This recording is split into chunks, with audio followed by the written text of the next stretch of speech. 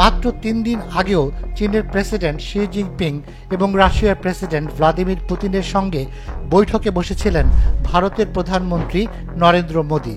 তাদের হাত ধরা ছবি দৃষ্টিকারে সবার, কিন্তু দেখা গেল চীনের জাঁকজমকপূর্ণ সামরিক কুচকাওয়াজে আমন্ত্রিত সবাই থাকলেও নেই ভারতের প্রধানমন্ত্রী নরেন্দ্র মোদি।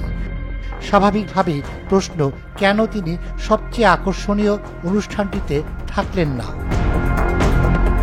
এ নিয়ে ভারতীয় গণমাধ্যম নীরব থাকলেও পশ্চিমা দুনিয়ায় কথা উঠেছে। বিশ্লেষকরাও দেখছেন বিভিন্ন কারণ।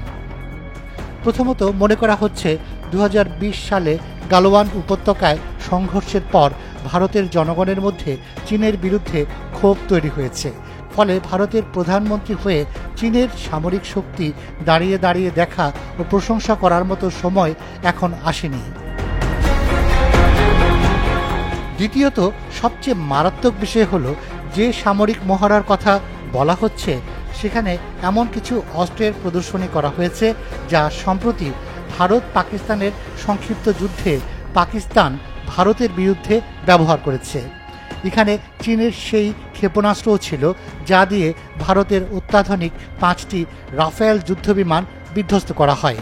এটি ছিল মোদী সরকারের জন্য খুবই লজ্জার। অন্যদিকে পাকিস্তান ওই ঘটনা ফলাও করে প্রচার করে এবং দাবি করে যে তারা ভারতকে একটি শিক্ষা দিয়েছে। কাজেই সেই অস্ত্রের প্রদর্শনী প্রধানমন্ত্রী মোদির পক্ষে দাঁড়িয়ে দেখা ছিল অসম্ভব একটি ব্যাপার।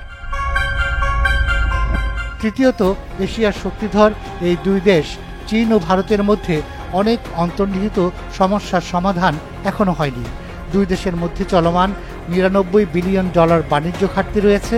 অনেকের মতে এই অবস্থায় অতিরিক্ত বন্ধুভাব প্রদর্শন করা থেকে হয়তো মোদি বিরত থাকতে চেয়েছেন। Rumi Noman, Daily Sun.